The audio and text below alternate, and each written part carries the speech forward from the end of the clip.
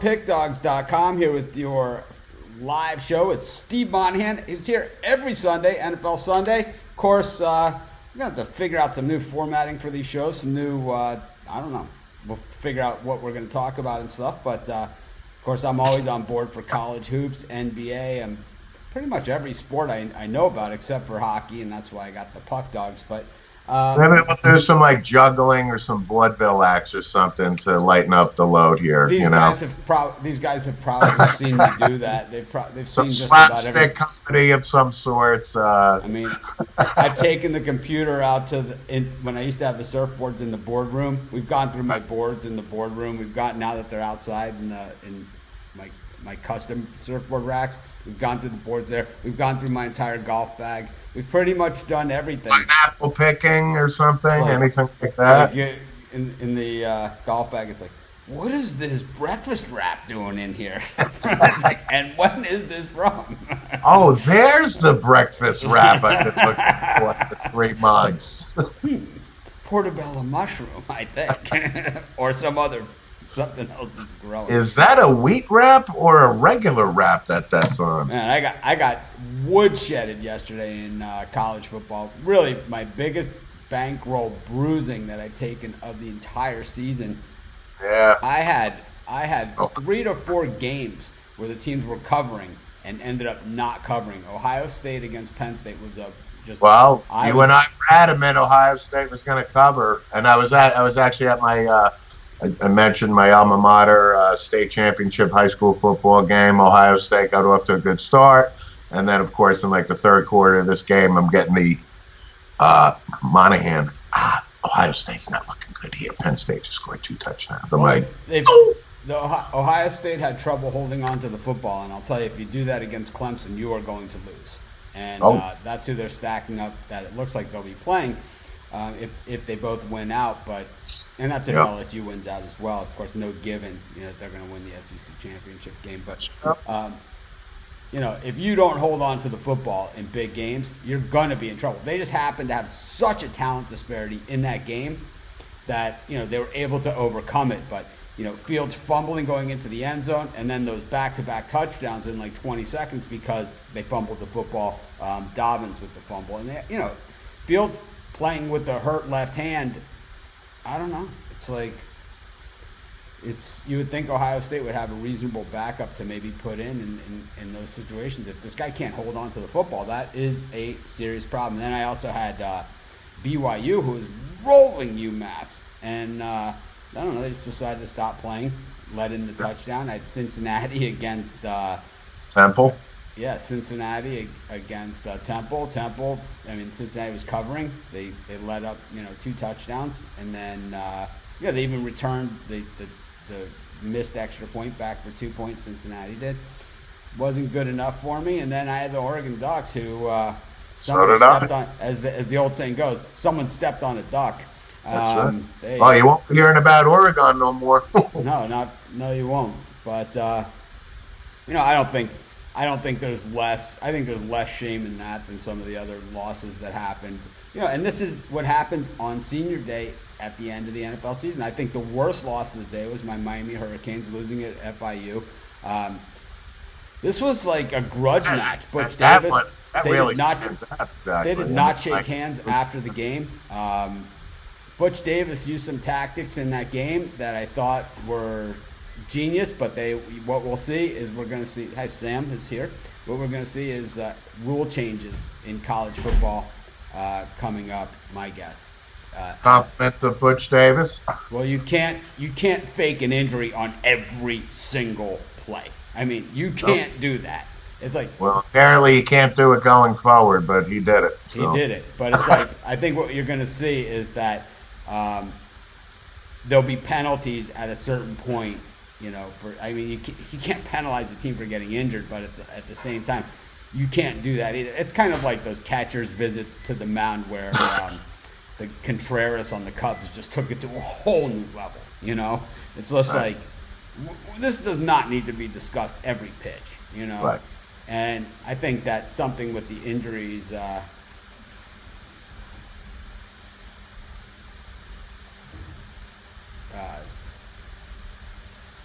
Hey, Mama said there'd be days like this. Mama said, right? Yep, that's what Our happens. philosophy is we move forward and don't look back. So that's it. But, it happens. We move on. It's like, I've been doing this for a long time. So days like that have happened before. And they'll happen. Yeah, Texas getting routed by Baylor. I had TCU. I did have Baylor for the record yesterday. I did have the Baylor Bears. Yeah, well, we could always name 100 other ones that you didn't. I know. I'm just saying, really but you were we don't look back. We only look forward. But I just think that the Big 12 trying to save face there, trying to squeeze their team into the championship game, giving Oklahoma a full yard and a half on a spot with, TCU's ready to get the ball back and have a chance to win the game.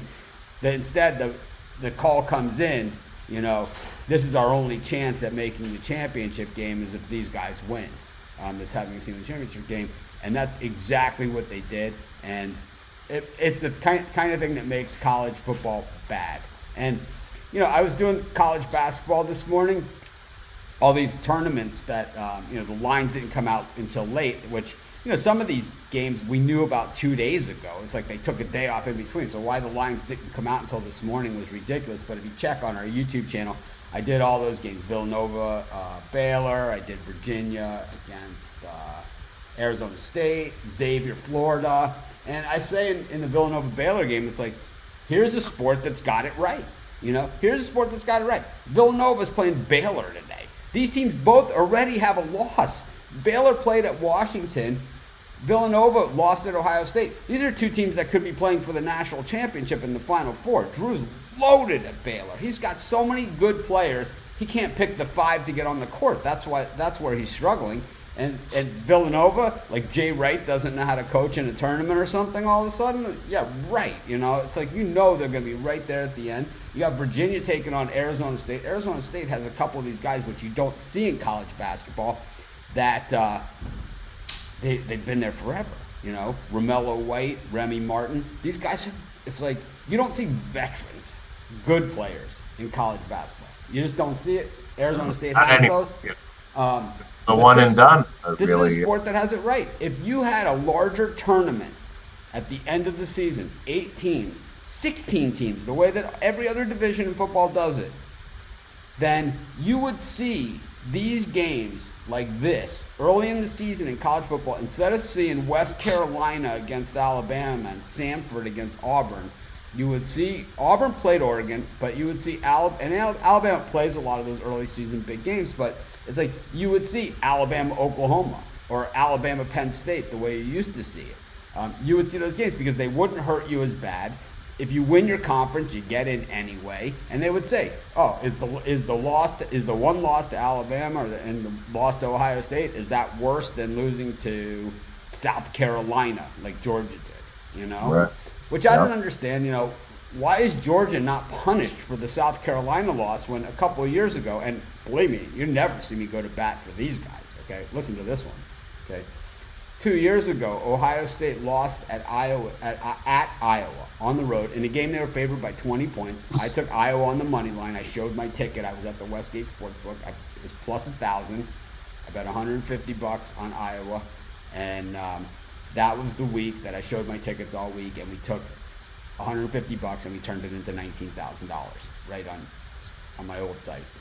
We did it, and I showed everybody. It culminated with, well, first there was the Miami versus Notre Dame game on Saturday, on that following Saturday. That day we put it on Virginia Tech, Miami against Virginia Tech. They routed them. And then the next Saturday, we built the bankroll even further. We put it all on Miami versus Notre Dame. And then the next night, it was the Patriots taking on the Texans. And it was the Brock Osweiler show against Bill Belichick. So we didn't go all in, but let's just say we put a healthy wager on that game, which we did all documented on here. And we took $150, we turned it to $19,000. Not saying that happens all the time. I'm just saying it was one of those heaters that we were on. But, in that game, that Iowa-Ohio State game, I thought that to me, a loss at Iowa for Ohio State that year is a lot more forgivable than losing at home to South Carolina, who stinks. They lost to Tennessee. I mean, they stink. They're going to get routed by Clemson next week. They're going to get rung up. In these regional. Next week is all regional. It's all the regional games, the trophy games, the acts. Paul Bunyan, Iron Bowl. All those games. So it's all those games. So Clemson, South Carolina is one of those games. Georgia Tech. It's a lot of out of conference. The Iron Bowl, Alabama, Auburn is that day. Michigan, Ohio State. Usually kicks the day off on Saturday. Of course, we have Friday games too. The Apple Bowl, the Apple Cup is usually on Friday. Washington State. It's always a great game. I don't know,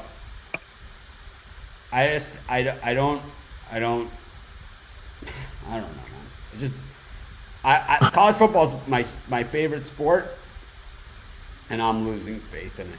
But I am. Well, let's get to the questions from our audience. Let's get some audience questions here. Jags Titans over under 42. I don't have the stomach to watch this one. The way the Jags played last week, it was just really, really horrific. Ryan Tannehill still got the ball here for the Titans, and you know how much I hate his guts. I like the under here. Yeah, I love the under. It's like we've seen these AFC South games go 10-9, 12-10 already this season, so no reason to think that this one doesn't either. Nick Foles did not look sharp. He doesn't have the weapons he needs. I think Westbrook's a nice receiver, but I think he needs some help. And, right. I wouldn't be surprised to see the Jags go big on wide receiver this year. I can see it too. It's been a while. That's true. What else we got? Bills, Broncos. No, I gotta write these down. Okay. Under Jags, Titans.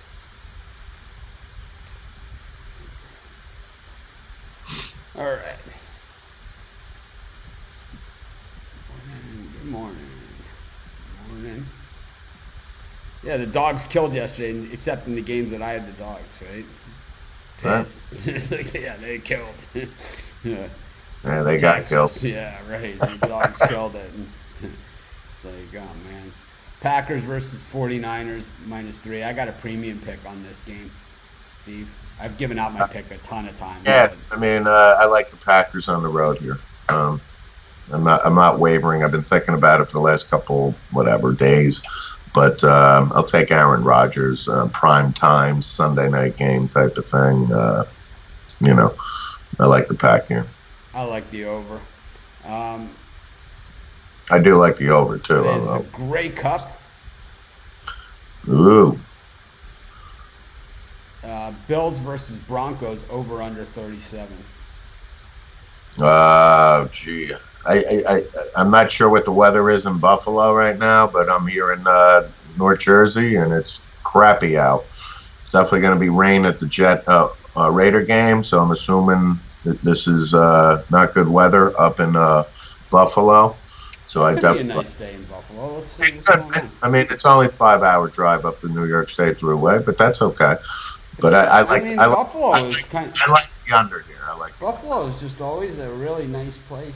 New Era Field. It was always Rich Stadium as far as I'm concerned. Got about 18-mile-an-hour winds. It's a little tad less than 40 degrees. It's actually just partly cloudy there. So it's not horrible conditions in Buffalo. Probably worse. I'll still take the under here, though. I'll take the under here. I kind of like the under here, too. I think we're going to see a lot of running the football. I concur. Oh, man. There we go. I like solutions. My solution is if a player gets injured, they're out for the whole offensive series, no coming back the next play. I like that. What about defense? Same thing, right? I like that rule. The injury you usually see is on defense. Oh, yeah. Because it's to slow the other team's offense down. That's all it is. That's where you see it. So I think it's the same way. And it's like if you run out of players, then your quarterback's going to have to play defensive line, whatever the case is. That's exactly right. I like that one. I think, what we saw, it was 5 years ago. It was like every game you watched, the helmets just came off every single player. It was ridiculous. Then they put the rule in that if you lose your helmet, you have to come out for the next play. All of a sudden, the helmets didn't come off anymore. Exactly. All of a sudden, the chin straps were working, right? Yeah, the guys with the really big hair, even the helmets were staying on those guys. That was always the guys. There was some players out there where every single play, it was ridiculous. Yep. I do like that idea. Dolphins Browns over 45.5. Over 45.5. I'm going to say under. For me, it's probably a lean to the under as well. Yeah. Dolphins aren't going to put up a lot of points today, I don't think. I think the Browns win the game, but I'll take the under in this game.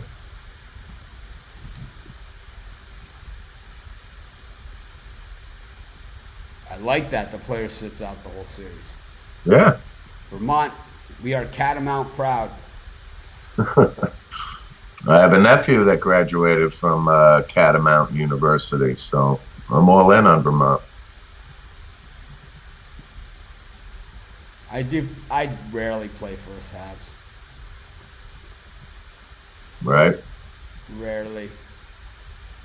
Man, it's great to see you back. Makes me happy to know that you will be a part of my day again. Yeah, I've been back for 2 months, but people still finding me every single day. See, Steve, it's like this, right? Steve, every show that Steve's been on, we've seen this comment, and almost every day I get this comment. It's 1 at a time, or 2 at a time, or 3 at a time, but I'm putting out more and more videos just so people will find me. People are like, man, you're putting out a ton of videos, which I love doing, right? But Mitch has been released from the witness protection program. Yeah, he is believe me, not am I just back. I'm back with a vengeance. I'm putting the hammer down, and we're gonna I changed internet. I changed sports handicapping the first time, and I'm gonna change internet sports handicapping this time. And everyone else, by the time they realize or figure out how to step up their game, I will have passed them all, but they'll still do a nice job, and they'll come back and do all these other things. But it'll be the same thing, you know. It's no one's going to be surprised, you know. It's just the way that it always is. That's it. I mean, there's a reason why, you know, some sites have been out there for 10 years, and Pick Dogs has been out there it launched October 4th, and it's November 24th, so about 7 weeks.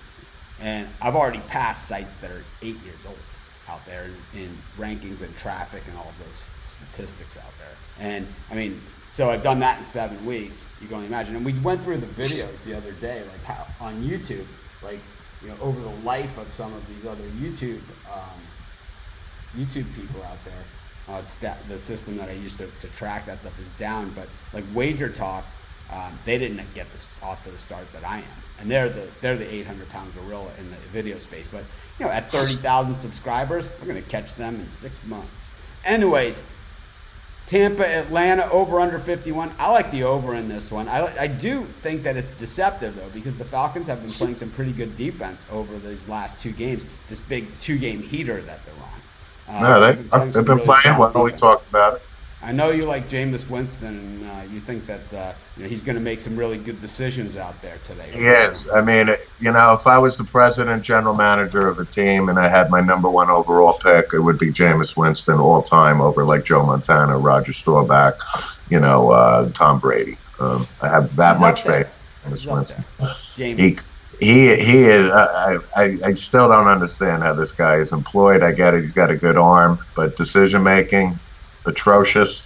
I like the Falcons all day long here. I like the over too, and I actually like the Falcons with the points too. I like the over 51 in this one. I don't see Atlanta. You know, we've talked about some people think they're going to go on a roll and get back to 500, maybe even go 9-7. Don't see that, but I see a sustained win streak for 3-4 weeks, and so therefore I'll take the Falcons here. Yeah, it's you know, I don't know. The Falcons, tough to figure out. I really thought that this year that they were going to be a much better team than what we see Now, the expectations were definitely high for the Falcons this year. Last year they had the excuse that they had so many injuries coming into the season, but this year I'm not seeing it. But anyways, if you guys are watching this show, if you could hit the thumbs up on YouTube, I see 117 people watching, 34 thumbs up.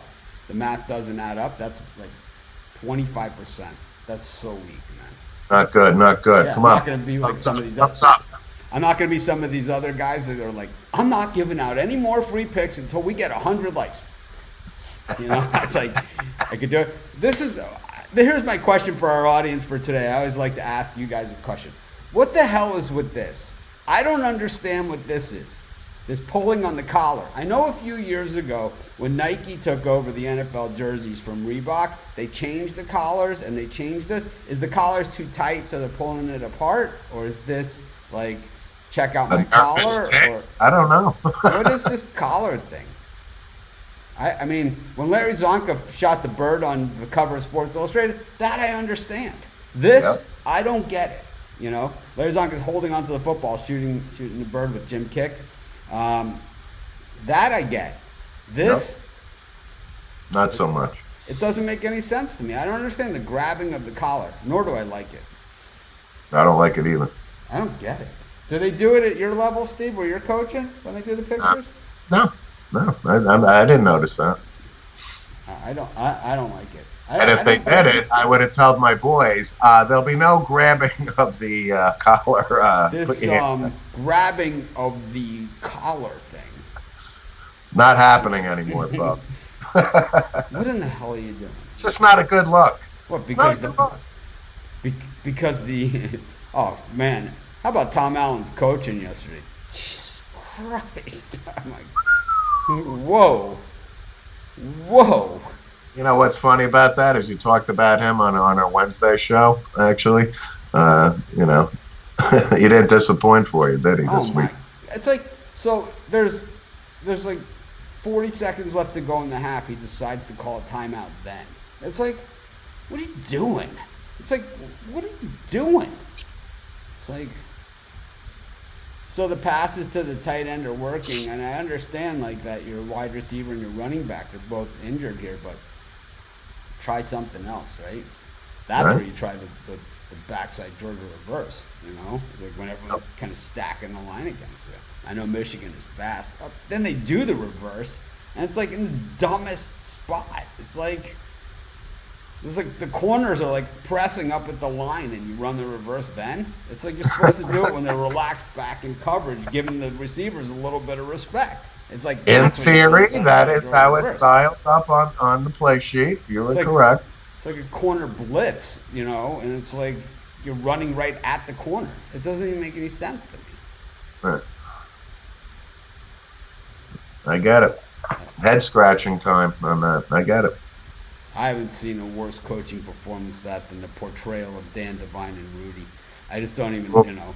Well, Chelsea Ross is Dan Devine. Yeah, I'll tell you what. Dan Devine did not like that portrayal of him in Rudy. And Dan Devine said that it was all false information as well. He said that he knew about the deal with Ara Parseghian and Rudy, and that he had planned to honor it all the way to the end. He didn't say that whole scene of Rudy not making never happened. And when Roland comes in with his jersey, lays it down, and act like the team captain there, Roland. Well, I think Joe Montana vehemently disputes that as well. He was on that team and was not a starter. That is absolutely right, and he's adamant that Rudy was never carried off that field either. Yep, he was adamant about that, but they say he was, and there's pictures of it. Yeah, I got it. I mean, there's pictures. But I'll still watch Rudy another 100,000 times. Oh, exactly, but there are pictures of Rudy being carried off the field. There are. I mean, just because Joe wasn't there, I mean that's right. Just because it happened, 3 weeks later, it doesn't, Technically, he was carried off the field. If a tree falls in the forest and nobody's there, that type of thing. It was. So here. So we know Sean Astin was carried off the field.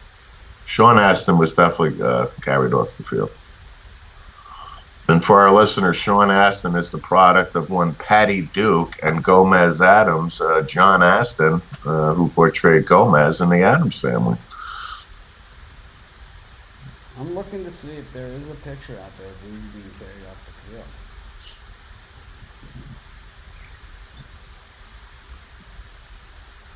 All right, so here's the picture. But that's Sean Astin. Yeah, there are no actual pictures of Rudy being carried off the field. Huh? Only Sean Astin.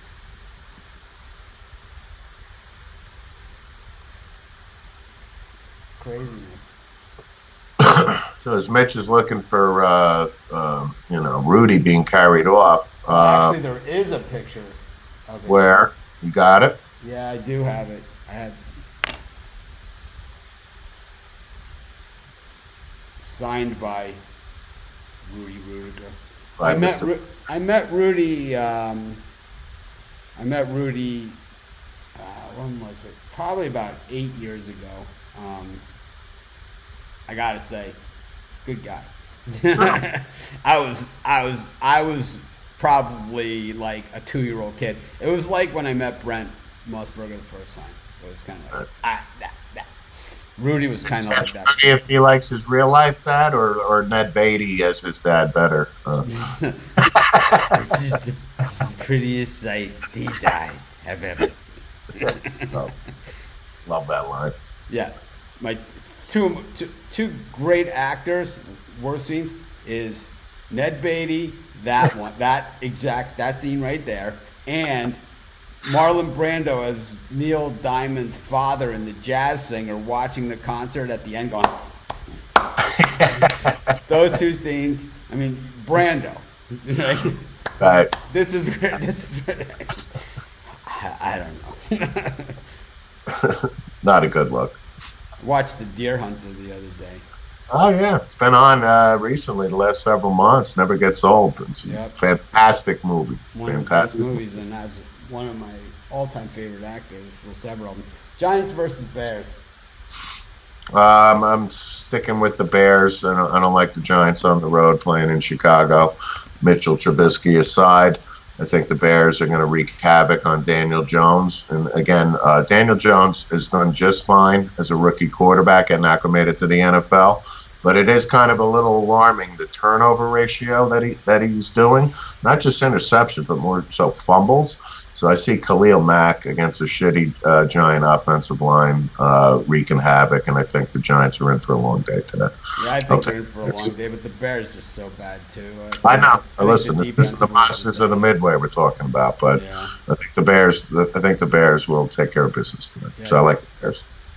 Back to the Deer Hunter, John Cazale's last movie. He's little known. He's for. As well-known as he is, he's the least known, well-known actor. That's a good point. I agree with that. They filmed his scenes in The Deer Hunter first because he was dying of cancer. He never saw the movie. He never I didn't know that. He was Fredo in The Godfathers. He was in Dog Day Afternoon. He was in the last 5 years of his life, he was in 6 movies. And 5 of those movies were nominated for Best Picture or won Best Picture. It's like, that's how good of an, you need a good cast to win Best Picture, and he was the ultimate guy for that role. Fredo, Dog Day Afternoon, he was Sal. Yep. Absolutely. And of course the Deer Hunter, like you said. Deer Hunter, man. That's, only in those early scenes, the wedding scenes and things like that. Still tremendous. Yep. See how rounded we are culturally? Got to give the number here if you want to pick. It's pretty. We put it down here where it says what the format is for the questions right there. Team A versus Team B with a point spread or total. All right, I did a video on this one. I've been up early, and I did a video here on this one. And I think this game is just such a coin flip. I know that UConn beat Florida and Miami lost to Florida. That's really the difference here. UConn, they were just in a war, though, with Xavier overtime. Miami lost that game to, like I said, to Florida pretty good. Man, these teams, they used to play each other all the time. They were in the Big East, and the Dog won 7 of the last 8. The Dog won 8 of the last 9 outright. And right.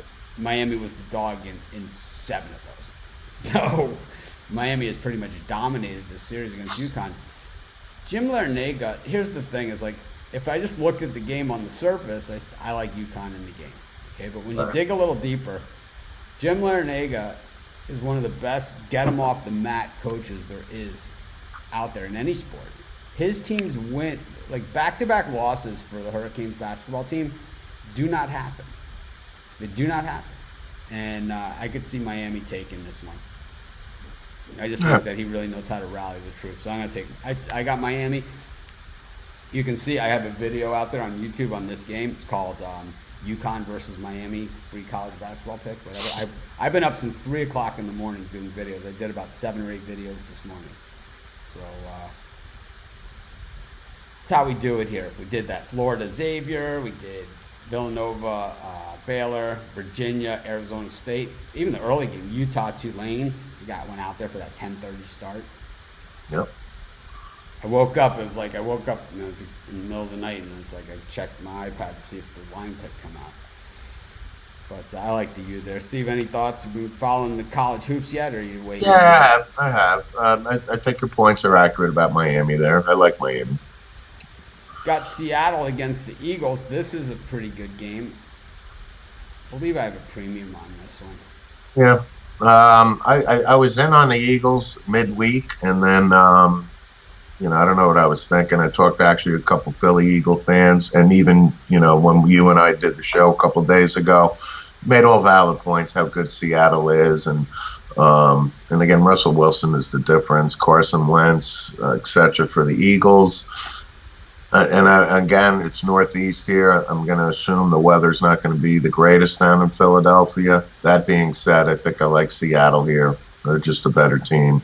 And I'm all in on the Seahawks now. Yeah, I think Clowney, Frank Wright, and company is going to bring the heat on Carson Wentz today. I see the under in a physical game. I do too. I like the under too. Bills versus Denver. Line looks a little fishy. Denver, of course, blew that huge lead last week against the Vikings.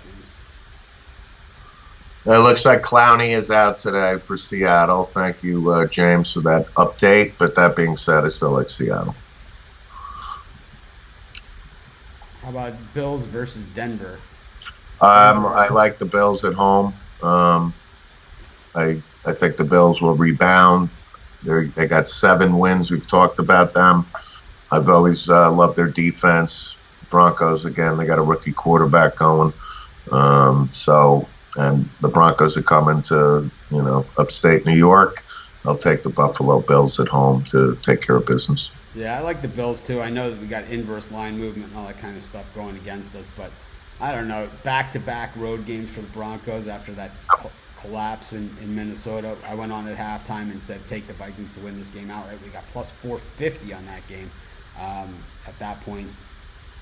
Nice. That makes up for a lot of Texases, I guess. But the thing is that I just think the Bills are the better team, and it is November now. It's late November. We're heading into December. These are the must-win games if you want to be a playoff team. I agree. Hit the thumbs up. Hit it. Hit it. I bet Todd won every game. He probably did win every game, but I can tell you, his attitude just stinks. It stinks. I know you didn't say anything, but it's your attitude. That's it. Todd, we're going to need an attitude adjustment here, okay? Let's call a spade here. Your attitude stinks. Washington, Detroit, under 39.5. I think I'll go under. I think Dwayne Haskins really has not looked well, and I don't foresee him having a big day. The Lions have not played well the last several weeks. Stafford has been hurt, but I think the Lions are obviously the better team. I think the Redskins stink, and I'll take Detroit, which I don't love this by saying so, but I'll take the Lions on the road here to take care of business. I got the under as well. I think this has the makings of a sloppy game. Oh yeah. Bucks Falcons -3.5. We did this game. Mm-hmm. Tom Terrific is too much. I don't know what that means. In 40 here. We did this game. Which is the Godfather. Gonna make you an offer you can't refuse. Good. And while you're looking, this is a different Todd. We had Todd M the other day. This is Todd M. Okay. But I was just gonna say for any audience members, I do a sports podcast with my brother Jim on Mondays, and you can find us at Sports with Mono, MONO, and Mono. Okay, on SoundCloud and YouTube, and I appreciate the shameless plug, Mitch. Thank you. Plugged himself. Go plug yourself. Go plug yourself. Anyways, his attitude just stinks. Sammy, do you guys handicap referees? I look at the referees. I pay a little less attention. I think in college, there's more of me handicapping the referees than in the pros. The pros, while I do see those lousy calls all the time, it's tougher.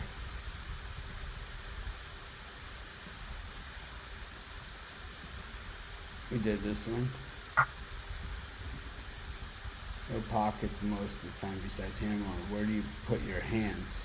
No pockets most of the time besides hand warmers. Somewhere to put your hands. Keep your hands to yourself. You see with your eyes, not your hands. God, I haven't heard that one in a long time. I say it all the time. Your hands to yourself. I say it all the time. When people say, "Oh, can I see your 8-iron?" You see with your eyes, not your hands. It's not a toy. And no, you can't see. Jumped on late. Have you already talked about the Saints? No, we did not talk about the Saints. We did not. That is correct. Panthers going down to Nolans. It just seems that so many people here are on the Saints. It's almost scary, and we've seen the Saints come out in games where they haven't been at their best. But I just don't think the Panthers. To me, I was on the Panthers bandwagon before the season started. I thought bad year, good year, bad year, good year. But I just don't like what I've seen from the Panthers recently. I'm going to have to go with the Saints laying the points. I don't love this game as much as a lot of other people do. Neither do I. Which means the Saints probably win by 50. Yeah, I was actually thinking Panthers a couple days ago, but I just, in good conscience, can't do it. I think the Saints roll today. So I'm going Saints. Your son grabs his collar. Well, see, back in our days, if you did something like that, my father used to hit me with a belt. Oh, yeah. No, I got collar. We're old enough to be belt alumni, belt alumnus. From I don't have kids, so I don't know about things. And parenting I know nothing about it. I have a dog. Disclosure, I've never done the belt on my children. I got a daughter and son, but doesn't mean I wasn't a recipient of the belt buckle in the early 70s. It's like you see people like with their kids today, and it's like I don't even understand it. It's like it's like. People, it's like they ask their kids, "Why is you doing that? Why are you bothering?" My father had one question: the black one or the brown one? And it's like my sister would be like, "Which one did you pick?" Right. Black one. She's like, "You picked the black one." Well, you see, the buckle is slightly less than the brown one. You want the black one or the brown one? That's right. Yikes. One is a 2-day recovery. The other one is a 4-day recovery. If you have a question, it's Team A versus Team B with the point spread. Got it. Well, Todd M grabs his collar. We did this one. It's a collar grabber. We don't beat it into the ground on this show. Grab your collar and do something that grabs your attention, like check me out. Yeah. Those are good observations, folks. I don't know about this. Bittler is a nice guy.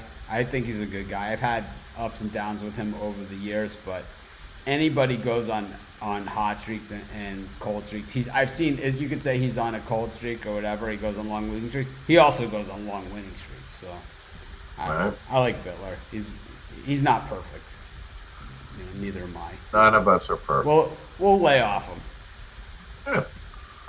Gets a pass. No problem. Why did Rudolph get fined for receiving a blow to the head with a helmet? Apparently, he might have said a few choice words to incite the incident. But again, I mean, you can watch the video 1,000 times. He was kicking Myles Garrett. And again, I'm not condoning Myles Garrett. I mean, I think it's worthy of a fine. I think Myles Garrett is, trying to get this suspension reduced. And nobody else on the field apparently heard the quote-unquote racial comment. So I got to give Rudolph the benefit of the doubt, but he was not, an innocent choir boy here. He definitely deserves a fine. He was like a little bitch kicking Myles Garrett. So I don't really, like I said, I've said this a million times. I grew up in a place where, we didn't know races or anything like that. Everybody was different. I come from Miami, the total melting pot of the world. So It's like, I just don't understand a lot of that stuff, and we never talk religion, politics, race, anything like that on this show. It's like I saw on Saturday Night Live last night they were doing a bit on the impeachment hearings, and I didn't even know there was impeachment hearings. How about that? I guess it's big news. Yep. I won't comment on it because, like you said, we don't talk politics or religion. I honestly didn't even know this was happening. It's a true story. I did. I'm sure on the mainland. I'm sure it's because you have news. You have the news. Yeah. Our news is the first story on the news is always the surf report, always. And then we also had someone eating cookies at Foodland out of the package without purchasing them and then putting them back on the shelf. Whoa! That was 8 minutes into the newscast. That story. Wow.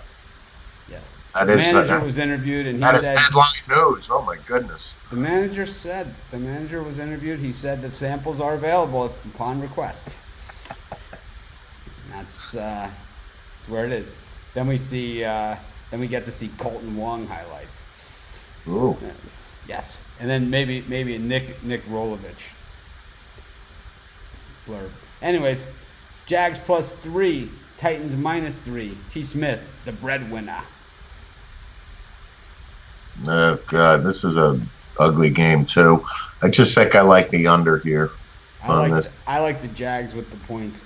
I just think that when you have a 12-10 game and you're getting 3 points, you're always good. This is like a 1-2 point game, and it could be either team.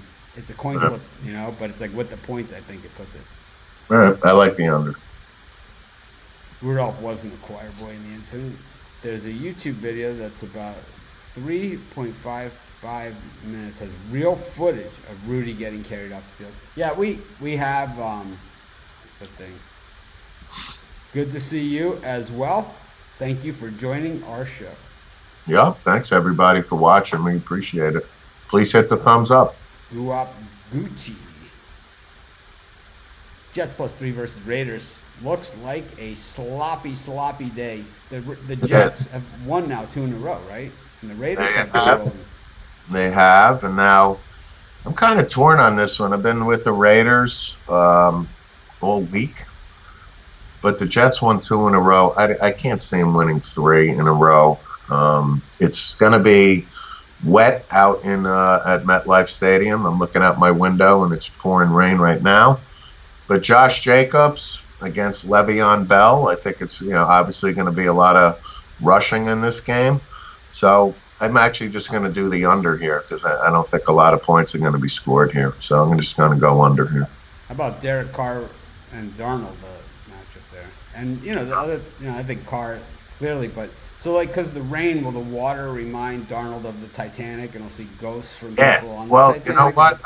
That's a valid point. I mean, Sam Darnold is a USC Southern Cal kid, And when the Jets drafted him, we're now in November, late November. It's not very cold out, but the point is, this is his northeast weather, and let's see how he adapts.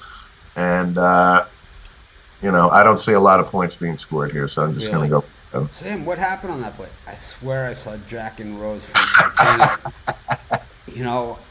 I really think those kids are going to make it. Yeah. I've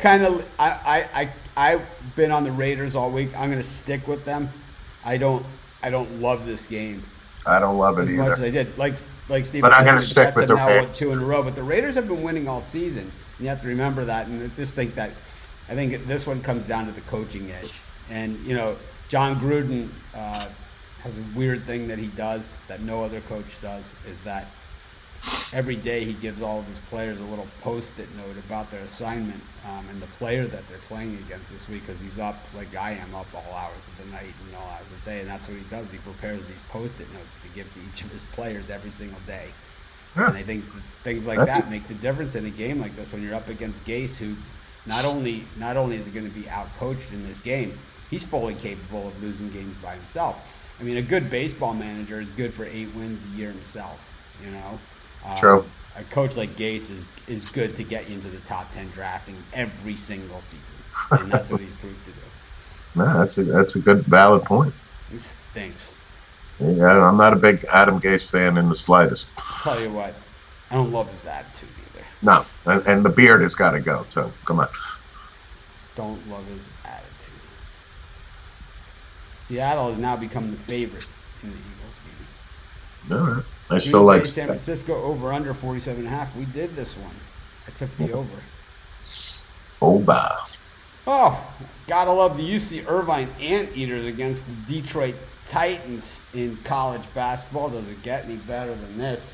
I love the college basketball nicknames. The Anteaters, no exception to that one. Yeah, that's a good name. Great name. Good name. It's like, who got the name? Let's be the Anteaters. All right. Sounds great to me. Let's go with it. So we already got Titans in our league. We got Toreros. We got the Waves. I don't know. Anteaters? No one's gonna take that one. Come on. What are the chances that another team is named the Anteaters? Come on. Love Anteaters, and my other one is the South Dakota State Jackrabbits. Yeah, love the Jackrabbits. Love the Jackrabbits. Utah all over Tulane here in the early going. About 10 minutes left to go in that game. I did a video on that one. Woke up at 3 o'clock in the morning my time to do that. Beautiful. Right. Let's take a look at this gem between UC Irvine and Detroit. And I'll do my quick hitter handicapping here. And you guys will get a hint of how I do this.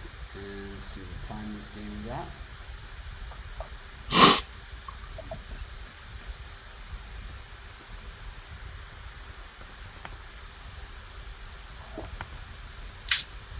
While you're looking that up, my daughter, sophomore in Oakland, New Jersey, was in another play. She was in Steel Magnolias, a real tearjerker, I must say.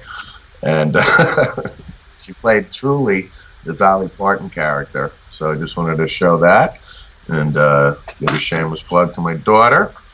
It's going to do performing arts in college going forward. So it's tough not to like the Anteaters in this matchup. Speaking of Anteaters, it's tough not to like them here, but the problem that I have is this gigantic number, 12.5-point favorites against a Detroit team that has shown us nothing.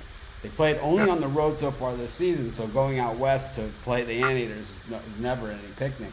0-3 on the season, 0-3 against the number. The Anteaters 3-3 on the season, 2-3 against the number. When we look at the level of competition, Detroit lost to Wyoming, who's not a good team. They're 19-point dogs today against Colorado.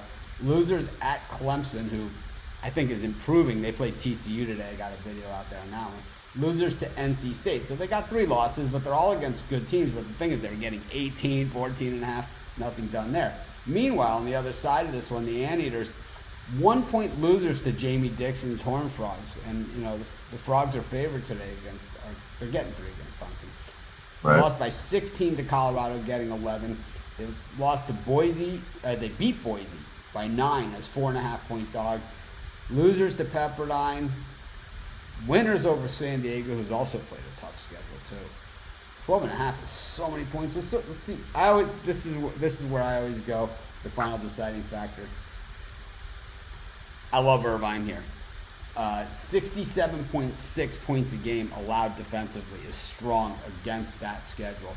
Even though they've played a few more games than Detroit, when 50% of your games are against TCU, Colorado, Boise, also Pepperdine and San Diego are no shrinking violets either, and you're still only allowing 67 points a game. Meanwhile, Detroit, they've been rung up, 82.3 points a game. That is a lot of points. That is. I love the Anteaters here too. So I mean, I'll take those points in the Anteaters. Detroit, they don't even have any answers. Because when you look at maybe they can throw up some threes here, but no, they shoot only 25% from beyond the arc, while the Anteaters almost 32%. The free throw line, no, once again, 72%, 78%. I don't see one edge here for Detroit. Not one. I think the Anteaters, they go to town on this one. I do too. I think they do. Just a well-balanced team they got this year. Wow. There you have it. There's a game I haven't even looked at today. Okay. Got the Steelers -6.5 against the Bengals. I was looking at this game last night. I do like the Steelers here, but I don't love it. And it's like the Bengals and the Steelers, it's always blowout, close game, blowout, close game, blowout, close game, blowout, close game. It's at Cincinnati, so maybe this is the one where the Bengals lose the heartbreaker instead of getting blown out. I like the Steelers to win the game for sure. The 6.5. If I was betting the game, I would bet the Steelers, but it certainly wouldn't be a confident bet. Yeah, I agree. I can't really add anything else to what you just said, but I'll take the Steelers here. Because, at least if you have the Steelers, at least you have the chance of the blowout win. The Bengals, you have no chance of that happening. True.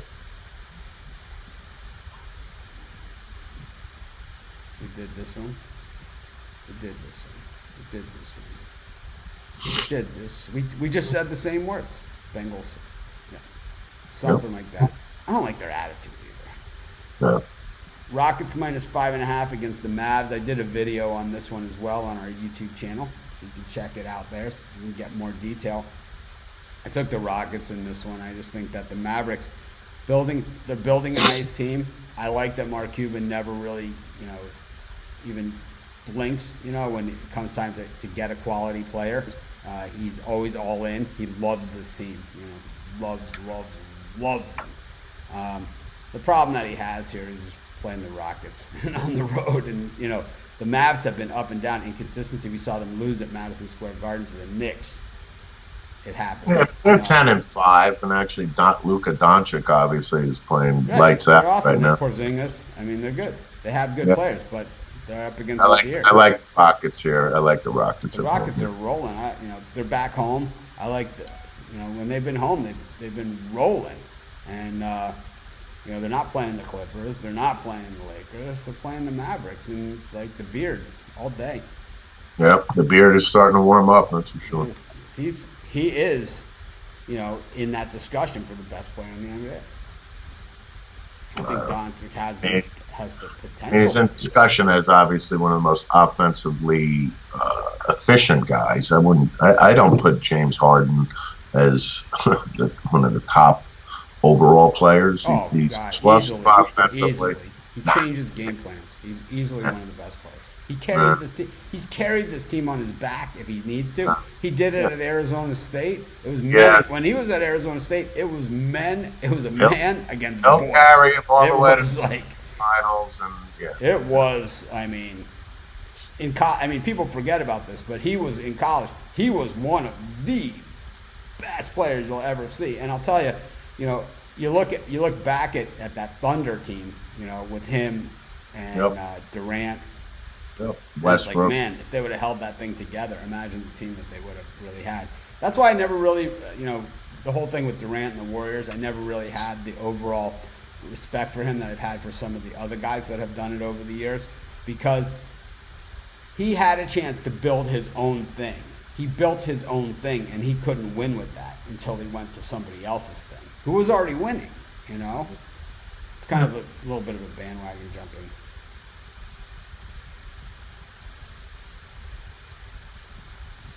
What else we got? Arizona State versus Virginia. I did a video on this one as well on our YouTube channel. I've been up for hours. I did all these games with the late lines.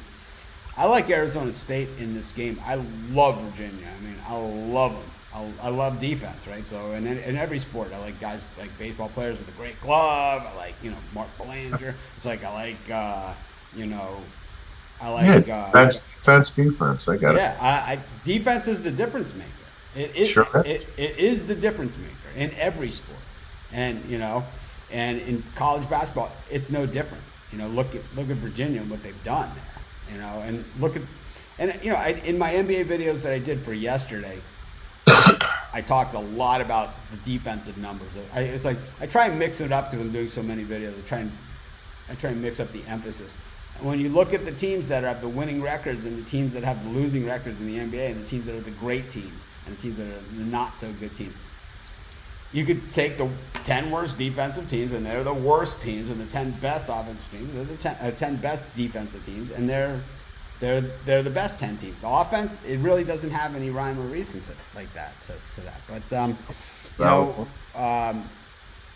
I like Arizona State that they have these returning guys. And I talked about this before with Romello White and Remy Martin.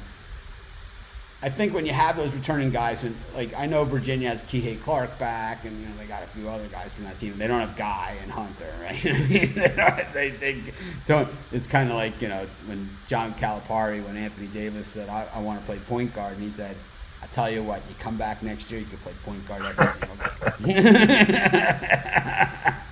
That's like, I want to play point guard. He's like, "Yeah, I promise you, when you come back next year, we're back next point guard year every game."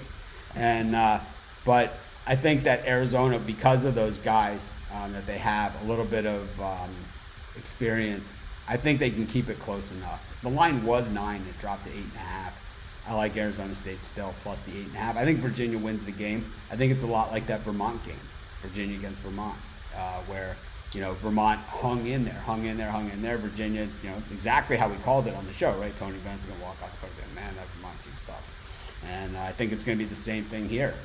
I love the games at Arizona State when they have the curtain, and they open the curtain and the guy's shooting the free throws and there's always something crazy going on behind it. The best ever was Michael Phelps with the medals on in his bathing suit and swim cap with the goggles on as well.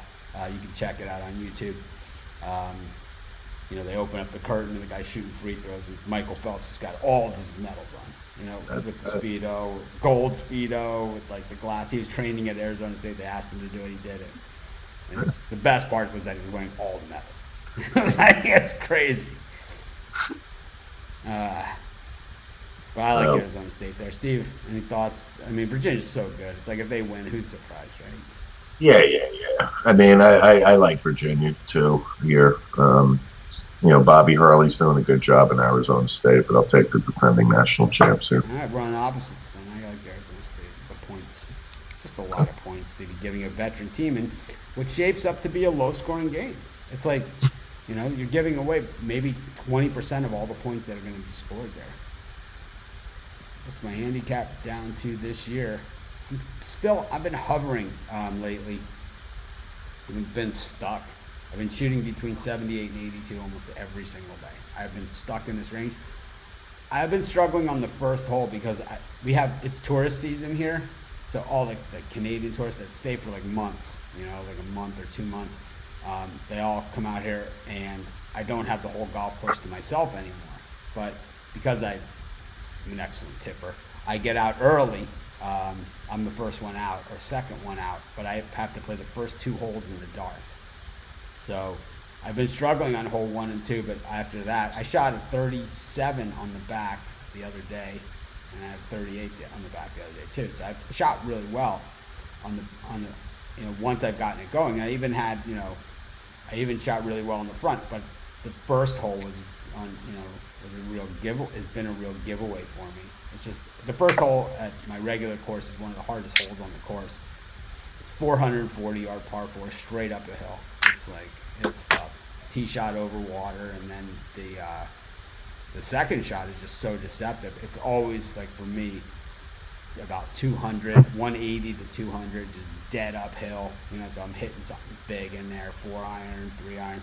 So even if I get it there, which I'm always seem to be short, I always seem to be under club no matter what I take.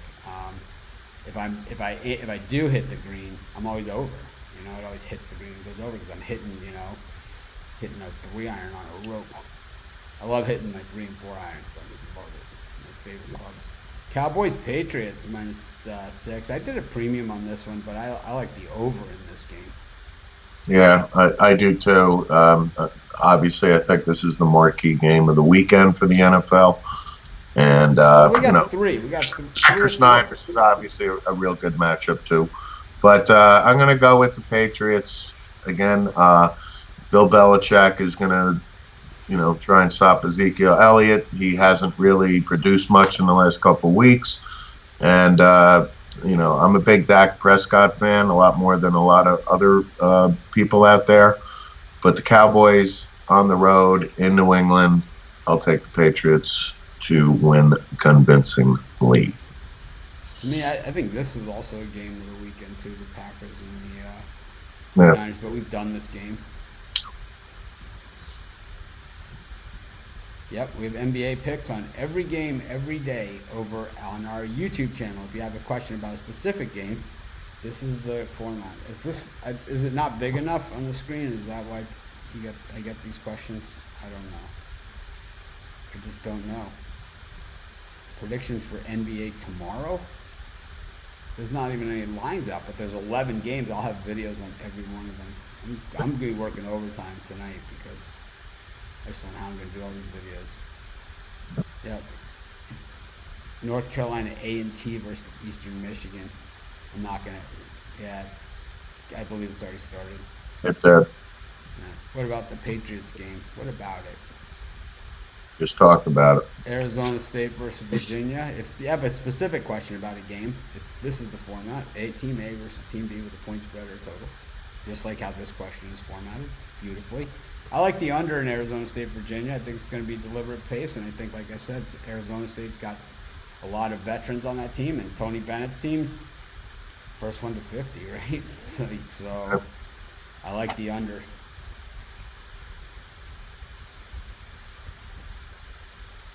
David Stanton lives in New York City, Steve, and he always shows pictures of himself wearing the Yankees hat. Okay. Oh, Yankee fan, too. Good, David. Me, too. Diehard Yankee fan, born in the Bronx, that type of thing. Steve and I used to always go to opening day. Oh, yeah, opening day. Opening day with the Monahan brothers. Ooh, what a long day that was. It is a long day. Starts early, ends late. It does. Yes, it does. That's why I don't drink anymore. Villanova -1 against Baylor. This is a great game. I did a video on this one too. This is in the video I say it. This is the video where I say it today. You guys will see it if you watch it over on YouTube. I say this is where college basketball knows what they're doing. Where you end up with these mini tournaments where you have this, and here this week in Maui. And if anyone's coming, please let me know. I'll go to the game with you. But we have Kansas, Michigan State possibly on Wednesday. Last year, Gonzaga versus Duke. Good stuff, man. Yeah, right in your backyard too. That's great. Oh, it's one of the best places to see a college basketball game. What's that hold? About 3,000 people in the gym or something like that? I think at capacity, and it's rarely at capacity because usually the teams that, as they come in and as they lose or whatever, fans, they don't stay all day. And, it's good. It's the way to do it. Cool. I like Villanova in this one only because I think that Jay Wright is going to get it done. Drew is a great coach, and I really liked Baylor last year with Makai Mason. I liked the whole Makai Mason story, how he played at Yale, lit up Baylor, and when he said he wanted to do the 5th year, Drew was like, "You kicked my ass. You're gonna come and play for me now."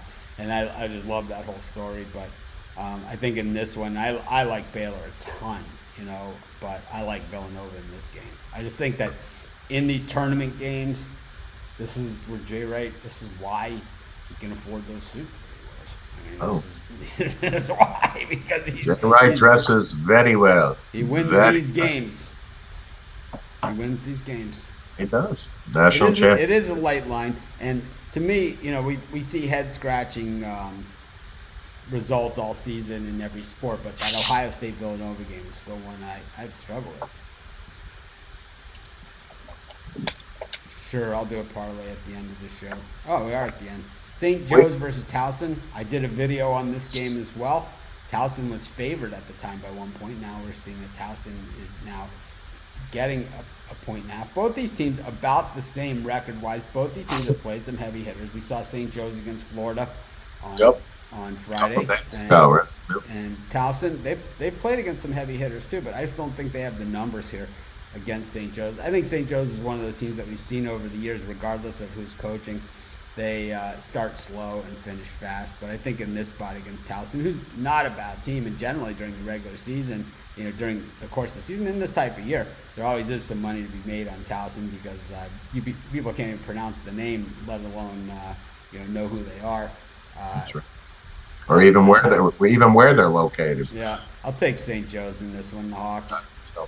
Yep. I agree. All right, that wraps it up. We'll do the rundown.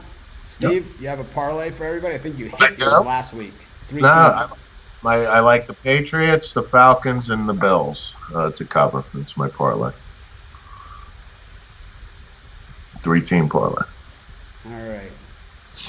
And my 3-team parlay, I will take the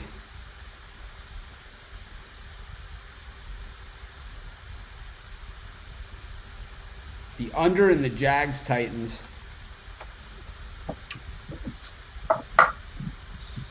The Bills and the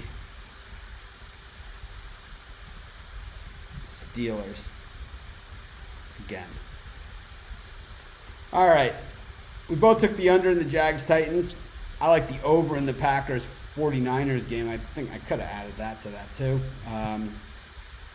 Steve likes the Packers and the over as well. We both like the under in the Bills game. We both like the under in the Dolphins game.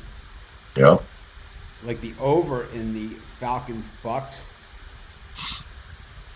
I like the Bills. Steve likes the Bills. And Steve likes the Seahawks against the Eagles. I took the under in that one.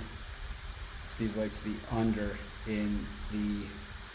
I can't even read my own writing. Can't even tell me what that says right there. This one. I can't help you there. Sorry. I got no idea.